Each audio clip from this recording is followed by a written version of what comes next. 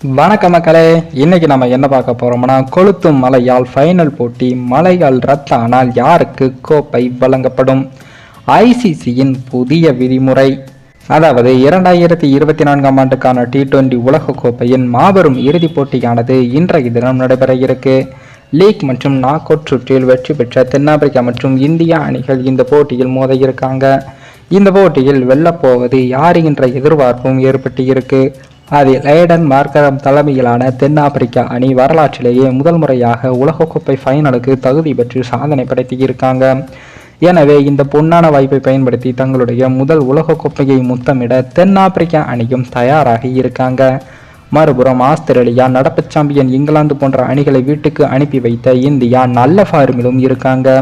அதே போல கடந்த 10 வருடங்களாக ஐசிசி தொடரில் சந்தித்து வரும் தோல்விகளை நிறுத்தி கொள்ள இந்த முறை இந்தியாவுக்கு கோப்பையை வென்று கொடுக்கும் லட்சியத்துடன் ரோஹித் சர்மா தலைமையிலான இந்திய அணியும் களமிறங்க இருக்காங்க. ஆனால் இந்த இரண்டு அணிகளுக்கும் நிகராக மழையும் ஃபைனல் போட்டியில் விளையாட தயாராகி இருக்கு. இந்த போட்டி நடைபெறவுள்ள பார்படாஸ் நகரில் ஜூன் 29 சராசரியாக 70% இடியுடன் கூடிய மழை பெய்ய வாய்ப்பு இருக்கு. அதாவது இன்றைய தினம் உள்ளூர் நேரப்படி போட்டி நடைபெறும் காலை 11 மணி முதல் மாலை 4 மணி வரை சராசரியாக 60% முதல் 70% வரை மழை பெய்ய வாய்ப்பு இருக்கு. இதனால் செமி ஃபைனல் போலவே இந்த போட்டியிலும் மழை குறிக்கிடும் என்று உறுதியாக தெரிகிறது. இருப்பினும் இந்த போட்டிக்கு ஐசிசி ஏற்கனவே ரிசர்வ் நாளையும் அறிவித்து இருக்காங்க. எனவே முடிந்தளவுக்கு ஜூன் 29 இன்றைய தினம் நடுவர்கள் குறைந்தபட்சம் தலா 10 ஓவர்கள் கொண்ட போட்டியை நடத்த முயற்சிப்பாங்க. ஒருவேளை அதையும் தாண்டி மழை பெய்தால் மட்டுமே ரிசர்வ் நாளான நாளைய தினம் ஜூன் 30 மீண்டும் ஃபைனல் போட்டி நடைபெறும்.